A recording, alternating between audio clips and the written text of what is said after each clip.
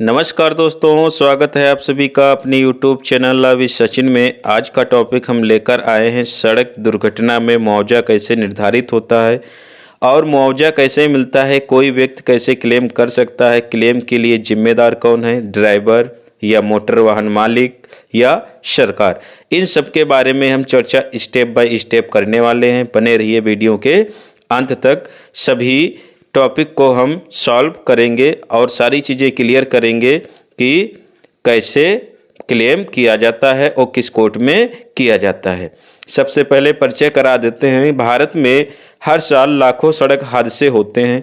कानून यह मानता है कि अगर किसी व्यक्ति को चोट, मृत्यु या संपत्ति का नुकसान सड़क दुर्घटना में होता है तो उसे मुआवजा मिलना चाहिए।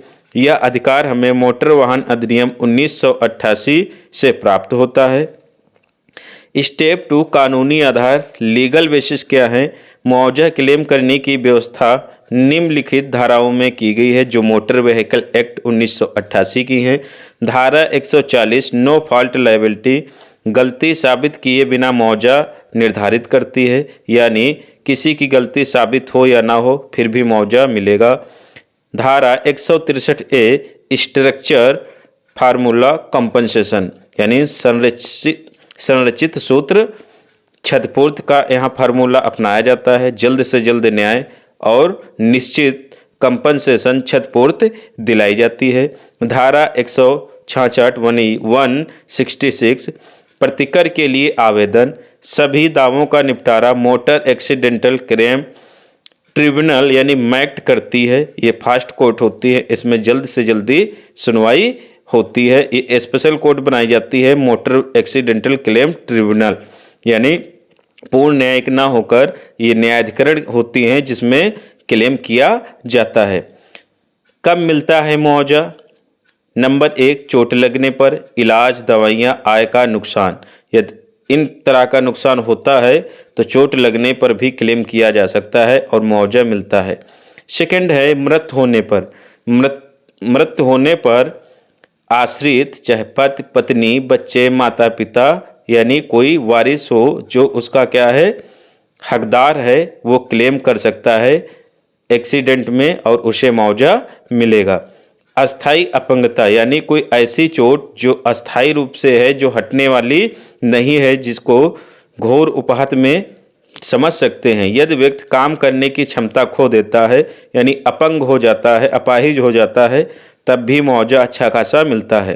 4 संपत्ति को नुकसान, वाहन या अन्य संपत्ति का यदि नुकसान होता है तो उसके लिए भी क्लेम किया जा सकता है। मुआवजा कौन क्लेम कर सकता है? स्टेप 4 घायल व्यक्ति स्वयं कर सकता है और मृतक के आश्रित जैसे पति, पत्नी, बच्चे, माता पिता आदि जो भी हों। संपत्ति या वाहन का मालिक कर सकता है। कानूनी प्रतिनिधि यानी लीगल रिप्रेजेंटेटिव है, वो भी क्लेम कर सकता है। 5th है मुआवजा क्लेम करने की प्रक्रिया क्या है। तो मुआवजा क्लेम करने से पहले निम्नलिखित स्टेप फॉलो करने पड़ते हैं। ये स्टेप अगर जो फॉलो नहीं हुए हैं तो मुआवजा क्लेम करना मुश्किल हो जाता है। नंबर 1 FIR दर्ज कराएं, पुलिस को तुरंत सूचित करें और मेडिकल रिपोर्ट सुरक्षित रखें। सेकंड है मैक्ट में दावा दायर करें। मैक्ट मतलब मोटर एक्सीडेंटल क्लेम ट्रिब्यूनल। आवेदन दुर्घटना की जगह, बीमा कंपनी के क्षेत्र, पीड़ित के निवास स्थान वाली मैक्ट में किया जा सकता है। कहने का तात्पर्य ये है कि आवेदन जहां दुर्घटना हुई है वहाँ किया जा सकता है, बीमा कंपनी जहां क्षेत्र है उस क्षेत्र में किया जा सकता है, या जो पीड़ित है उसके निवास स्थान वाली कोर्ट में किया जा सकता है।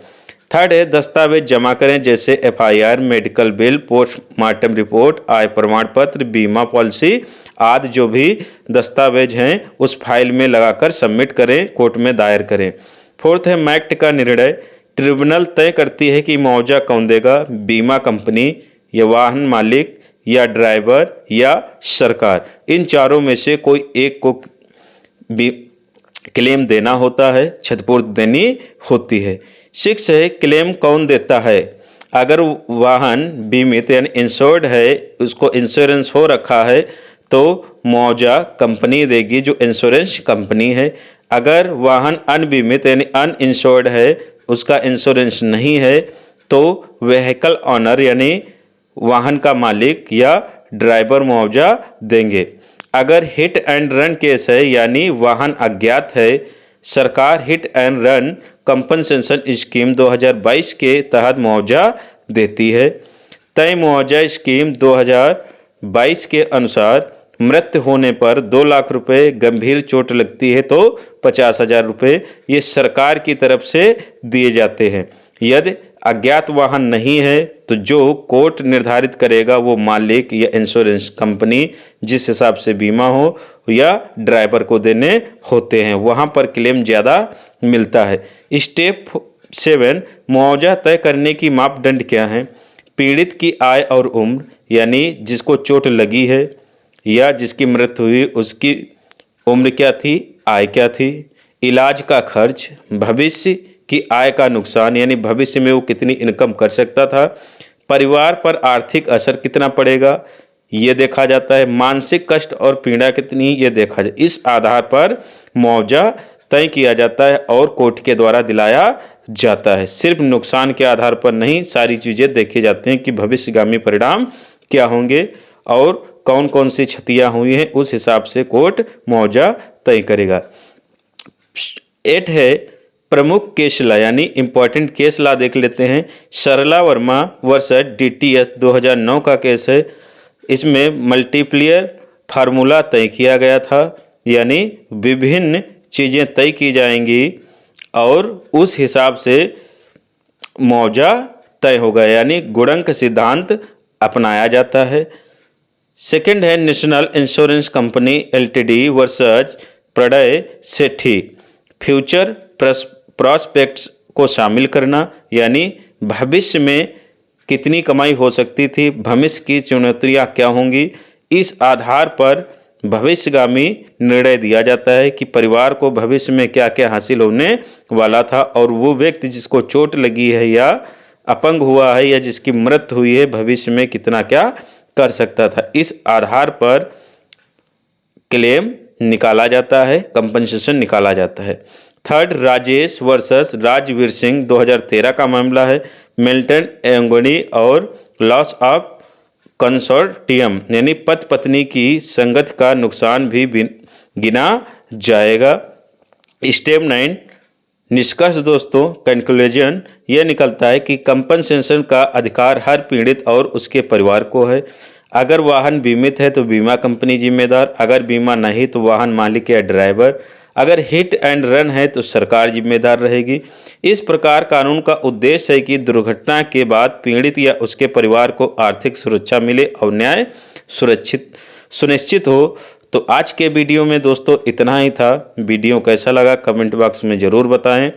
वीडियो लाइक शेयर करें दोस्तों के साथ और चैनल पे नए हैं तो चैनल को सब्सक्राइब करें, बेल आइकन दबाना ना भूलें और हमारे चैनल पेज पर जाए, बहुत सारे लीगल वीडियो पड़े हुए हैं, आप देख सकते हैं। धन्यवाद दोस्तों। जय हिंद, जय भारत।